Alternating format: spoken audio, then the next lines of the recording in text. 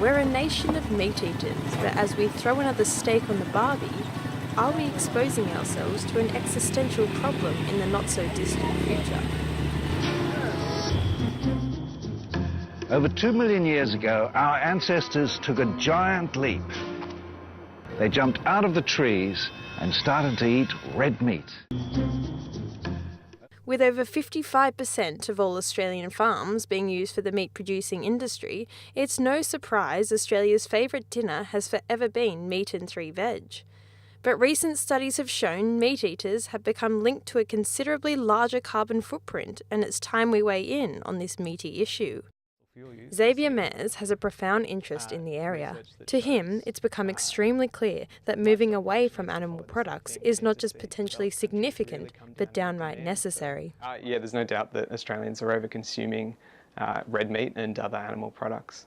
I think the global average for meat consumption is about 100 grams per day per person. Australians are consuming in the order of 300 grams per person per day. Animal products require more resources and cause higher emissions than plant-based alternatives. Livestock production in particular contributes to 70% of agricultural emissions and a further 37% to overall worldwide methane emissions. Estimates have put livestock production's contribution to climate change at between 15% and anywhere up to 51%.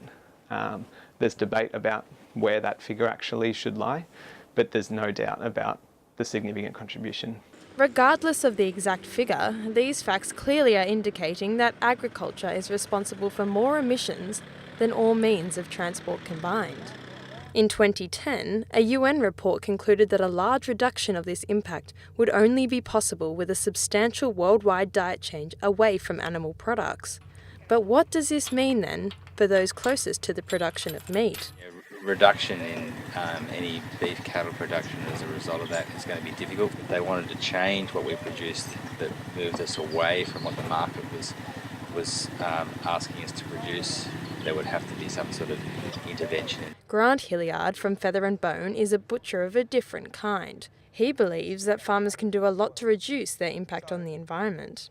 Nurturing the biomass that is in the soil is the critical role of the farmer, and that relates directly to greenhouse gases.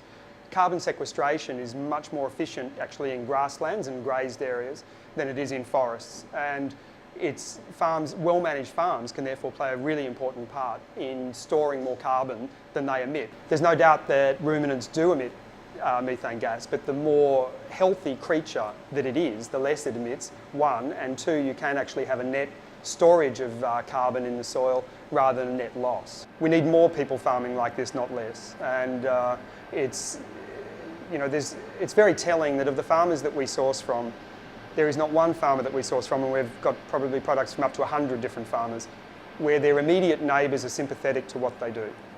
They're always isolated within their communities, and it's very important that we can offer them the support and recognition for the way they farm. Grant highlights that one of the sustainability issues surrounding meat production is the consumer's love for the luxury cuts, ultimately leading to poorer farming methods. We would just say that meat has a really critical role to play, not just in good farming practice generally, but in the diet as well. Eat less of it, make sure that it's better quality, and use all different parts of it in different ways of cooking. Aisling Pearce from the New South Wales Vegan Society begs to differ. How the society views this is that industry is trying to come up with good ways to do the wrong thing.